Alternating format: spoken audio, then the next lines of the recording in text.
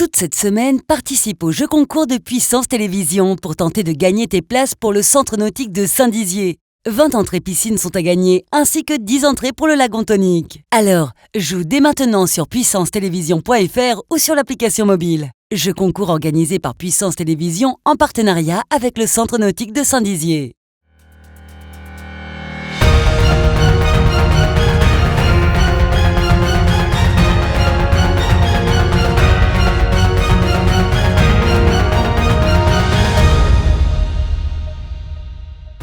Bonsoir à tous, samedi 26 septembre 2020, soyez les bienvenus pour une nouvelle édition du Journal Week-end. Tout de suite, les titres. Hier à Villers-en-Lieu, la commune et les politiques locaux ont tenu à saluer le travail de l'ancien maire après 37 ans de bons et loyaux services. Puis nous parlerons emploi avec l'arrivée d'une petite dizaine d'alternants à l'association Le Bois-l'Abbesse située à Saint-Dizier.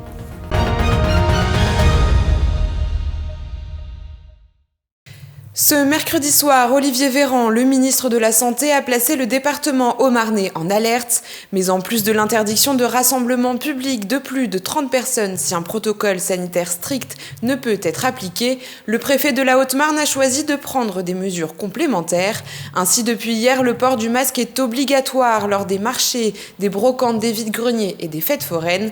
De plus, à partir de ce lundi, le port de ce masque sera lui aussi obligatoire aux entrées et sorties dans un périmètre de 25 mètres autour des établissements scolaires, mais aussi des moyennes et grandes surfaces, comprenez ici donc les commerces alimentaires, et sur les parkings de ces établissements. Aussi, il sera obligatoire dans un périmètre de 10 mètres autour des EHPAD. Les buvettes, quant à elles, lors des manifestations sur la voie publique ou ouvertes au public, seront interdites. Enfin, Joseph Zimet a pris une dernière mesure concernant le sport. À compter du 30 septembre, il sera interdit d'utiliser les vestiaires et équipements sportifs assimilés, sauf dérogation individuelle. Autre chose, à présent, hier soir à Villers-en-Lieu se tenait une cérémonie organisée en comité très restreint afin de remercier Michel Garret qui a quitté ses fonctions de maire de la commune en 2020 alors qu'il avait commencé en 1983. Preuve de son investissement en politique locale, notamment à l'agglomération Saint-Dizier-d'Air et Blaise, plusieurs personnalités politiques ont tenu à assister à la remise du titre de maire honoraire. Parmi eux, le député François Cornu-Gentil, les sénateurs Charles Guenet et Bruno Sido, ou encore le président de l'agglomération, Quentin Brière. Je vous propose d'écouter tout de suite Michel Garret, visiblement ému par cette attention, suivi d'Éric Bonnemain, le nouveau maire de la commune. On écoute. Il y en a plein des souvenirs, mais vous savez, je le disais tout à l'heure, il y a plus de lendemain que de jour.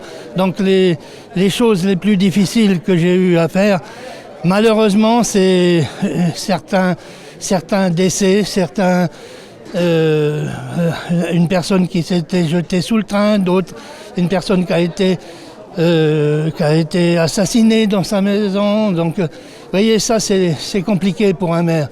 Et heureusement, moi, j'avais quand même quelque chose qui me plaisait dans tout ça, c'est défendre des gros dossiers pour que la commune avance et ensuite pour que la communauté de communes fonctionne et avance davantage. Voilà, c'était ça mon but. Je ne retire aucun orgueil de tout ça, mais j'ai fait tout ce que je pouvais pour que ça avance. Je ne suis pas sûr de durer aussi longtemps, pour tout vous dire. C'est vrai que c'est maintenant des métiers à plein temps, même si on a aussi notre métier à côté. Et en tout cas, c'est certainement très usant et je ne pense pas pouvoir durer aussi longtemps que Michel l'a fait. En tout cas, je ne sais pas. Je ne me pose pas vraiment la question. Je suis arrivé ici un petit peu par hasard presque. Et en tout cas, voilà, moi je vais déjà faire les projets qu'on a décidés pour les 6 années à venir. Après, on verra de quoi ça sera fait. Avec le confinement et ses retombées économiques catastrophiques, pour beaucoup d'étudiants, cette année, trouver une alternance a pris des airs de parcours du combattant.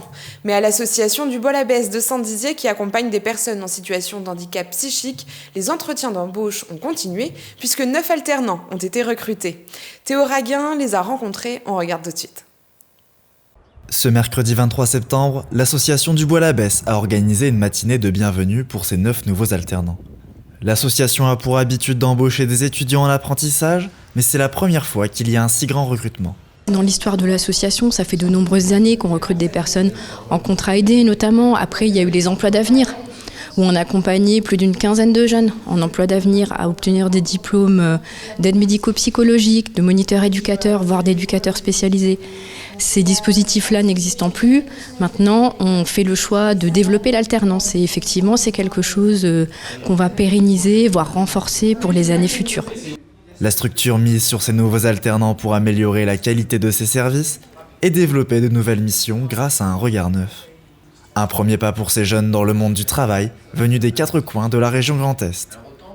Je pense que ça ajoute à leur CV de voir qu'ils sont allés en alternance, parce que ça n'est pas neutre d'avoir, pas un semblant, une vraie expérience. Nous ne laissons pas nos jeunes gens et jeunes filles, comme je vous l'ai dit, peut-être promener la cafetière. Les alternants ont des parcours différents et sont spécialisés dans des domaines variés, allant de la cuisine à la psychomotricité, en passant par la communication ou encore les ressources humaines. Cette journée a été l'occasion pour eux de se rencontrer, ce qu'ils n'auraient pas pu faire en débutant directement leurs apprentissages sur leur poste. Mon école, c'est l'ISRP, donc c'est Institut supérieur de rééducation psychomotrice. C'est une école qui se situe à Boulogne, vers Paris. J'ai fait des boîtes d'intérim et on m'a directement proposé un remplacement au Bois-l'Abbesse.